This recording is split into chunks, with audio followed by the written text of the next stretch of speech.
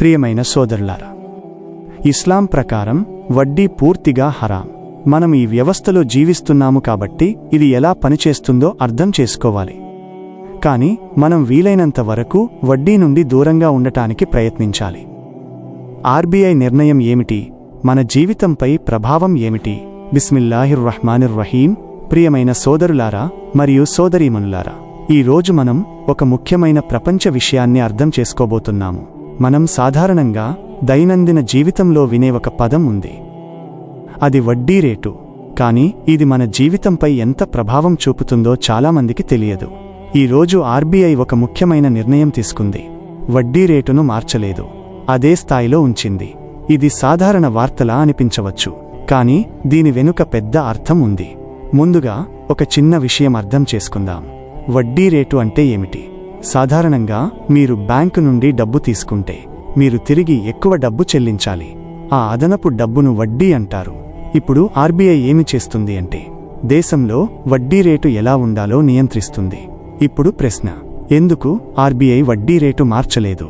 ఇక్కడ రెండు పెద్ద విషయాలు ఉన్నాయి. మొదట, ద్రవ్యోల్బణం అంటే ధరలు పెరగడం. రెండవది, అభివృద్ధి అంటే ఆర్థిక వృద్ధి. ప్రియమైన సోదరులారా, ఈ రెండు మధ్య సమతుల్యం చాలా ముఖ్యం.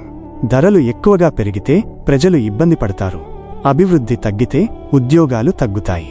అందుకే ఆర్బీఐ ఇప్పుడు వేచి చూద్దాం అనే స్థితిలో ఉంది. ఇప్పుడు మరో విషయం, ప్రపంచంలో జరుగుతున్న కొన్ని పరిస్థితులు కూడా దీనిపై ప్రభావం చూపుతున్నాయి. ముఖ్యంగా పశ్చిమ ఆసియా ప్రాంతంలో ఉద్రిక్తతలు. ఇవి ఎందుకు ముఖ్యమంటే అక్కడ్నుంచి వచ్చే ఇంధనం ధరలు పెరిగితే మన దేశంలో కూడా ధరలు పెరుగుతాయి. అంటే మీరు పెట్రోల్ కొన్నా, గ్యాస్ కొన్నా అన్నింటిపై ప్రభావం ఉంటుంది. ఇప్పుడు మనం ఒక ముఖ్యమైన ప్రశ్న అడగాలి, ఇది మన జీవితానికి ఎలా సంబంధం? ప్రియమైన సోదరులారా, మీరు హౌస్ లోన్ తీసుకుంటే మీరు చెల్లించే నెలవారీ మొత్తం ఈ వడ్డీ రేటుపై ఆధారపడి ఉంటుంది. వడ్డీ తగ్గితే మీపై భారము తగ్గుతుంది, వడ్డీ పెరిగితే మీపై భారము పెరుగుతుంది. ఇప్పుడు ఆర్బీఐ వడ్డీ తగ్గించలేదు అంటే మీ నెలవారీ చెల్లింపులు ఇప్పటికీ తగ్గవు. ఇదే కారణంగా చాలామంది అడుగుతున్నారు, ఇంకా ఎప్పుడు తగ్గుతుంది? 2026లో తగ్గుతుందా? ఈ ప్రశ్నకు సమాధానం మనం తర్వాతి భాగంలో వివరంగా తెలుసుకుంటాం. ప్రియమైన సోదరులారా, ఇప్పుడు ఒక ముఖ్యమైన విషయం, మనము ముస్లింలుగా కేవలం ధార్మిక విషయాలు మాత్రమే కాదు, ప్రపంచ విషయాలను కూడా అర్థం చేసుకోవాలి. ఎందుకంటే జ్ఞానం సంపాదించడం ఒక గొప్ప విషయం. ప్రవక్త ముహమ్మద్ సల్లల్లాహు అలైహి వసల్లం వారు చెప్పారు, జ్ఞానం సంపాదించడం ప్రతి ముస్లింకు బాధ్యత. అంటే మనం దినం విషయాలు నేర్చుకోవాలి, అలాగే ప్రపంచ విషయాలు కూడా అర్థం చేసుకోవాలి. ఇది మనకు సరైన నిర్ణయాలు తీసుకోవడానికి సహాయం చేస్తుంది. ప్రియమైన సోదరులారా, ఈరోజు మనం మొదటి భాగంలో ఒక ప్రాథమిక అవగాహన పొందాము. తర్వాతి భాగంలో మనం తెలుసుకుంటాం, హౌస్ లోన్ ఈఎంఐ నిజంగా ఎప్పుడు తగ్గుతుంది? ఆర్బీఐ ముందుకు ఏమి చేయవచ్చు? మనము ఎలా సిద్ధంగా ఉండాలి? భాగం 2, ఈఎంఐ ఎప్పుడు తగ్గుతుంది? ఆర్బీఐ ఎందుకు వేచి చూస్తోంది? ప్రియమైన సోదరులారా మరియు సోదరీమణులారా, ఇప్పుడు మనం ముఖ్యమైన ప్రశ్నకు వస్తున్నాం. హౌస్ లోన్ ఈఎంఐ ఎప్పుడు తగ్గుతుంది? చాలామంది ఎదురు చూస్తున్నారు, ఈ సంవత్సరం తగ్గుతుందా? ఈ ప్రశ్నకు సమాధానం అర్థం చేసుకోవాలంటే ముందుగా ఒక విషయం తెలుసుకోవాలి, ఆర్బీఐ ఎప్పుడు వడ్డీ తగ్గిస్తుంది? ప్రధానంగా 2 పరిస్థితుల్లో. మొదట, ద్రవ్యోల్బణం తగ్గినప్పుడు, అంటే ధరలు స్థిరంగా ఉన్నప్పుడు. రెండవది, ఆర్థిక వ్యవస్థ నెమ్మదించినప్పుడు. ఇప్పుడు పరిస్థితి ఏమిటి? ప్రపంచంలో ఇంకా అనిశ్చితి ఉంది. ముఖ్యంగా ఇంధన ధరలు స్థిరంగా లేవు, పశ్చిమ ఆసియా పరిస్థితులు ఇంకా స్పష్టంగా లేవు. ఇది ఎందుకు ముఖ్యమంటే ఇంధన ధరలు పెరిగితే అన్నీ ఖరీదవుతాయి, దీంతో ద్రవ్యోల్బణం పెరుగుతుంది. అందుకే ఆర్బీఐ ఇప్పుడే వడ్డీ తగ్గించడానికి సిద్ధంగా లేదు.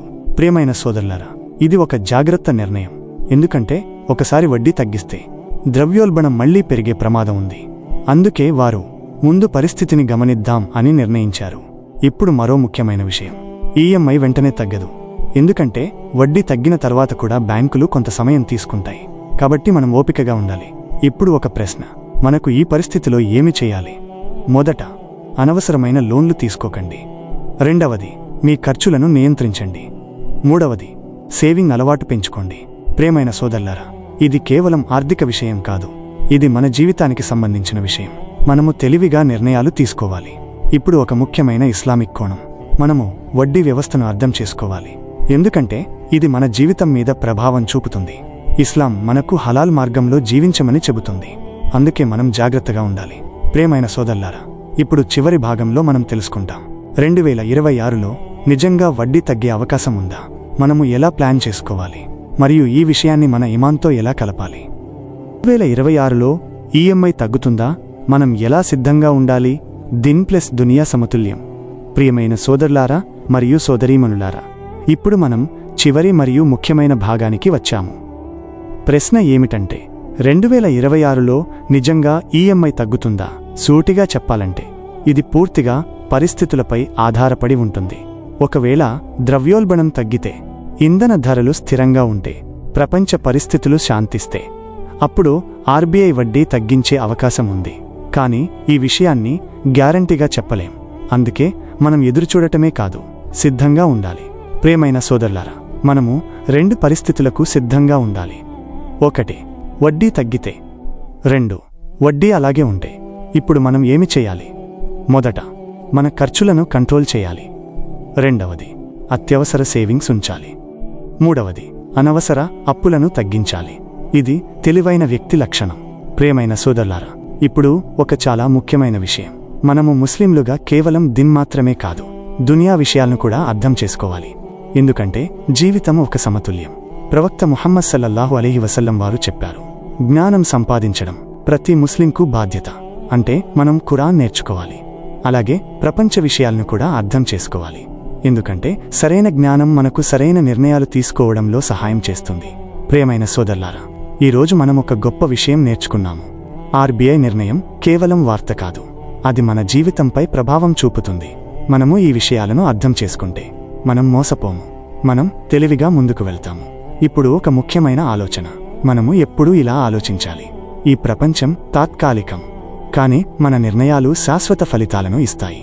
అందుకే మనము జాగ్రత్తగా ఉండాలి. మనము హలాల్ మార్గంలో సంపాదించాలి. మనము అప్పుల్లో జాగ్రత్తగా ఉండాలి. మనము అల్లాహ్ మీద నమ్మకం ఉంచాలి. ప్రియమైన సోదరులారా, జ్ఞానం 2 రకాలది. 1 మన దిన్ను బలపరుస్తుంది, 2వది మన దునియాను సరిచేస్తుంది. ఈ 2 మనకవసరం. కాబట్టి మనం ప్రతిరోజు ఏదో ఒక కొత్త విషయం నేర్చుకోవాలి. ఇది ఒక సున్నత్. చివరగా, అల్లా మనందరికీ హలాల్ జీవనం ఇవ్వుగాక, మన ఆర్థిక పరిస్థితులను సులభం చేయుగాక, మనకు సరైన నిర్ణయాలు తీసుకునే జ్ఞానం ఇవ్వుగాక, మనలను దిన్ మరియు దునియా రెండింటిలో విజయవంతులుగా చేయుగాక. ఆమీన్.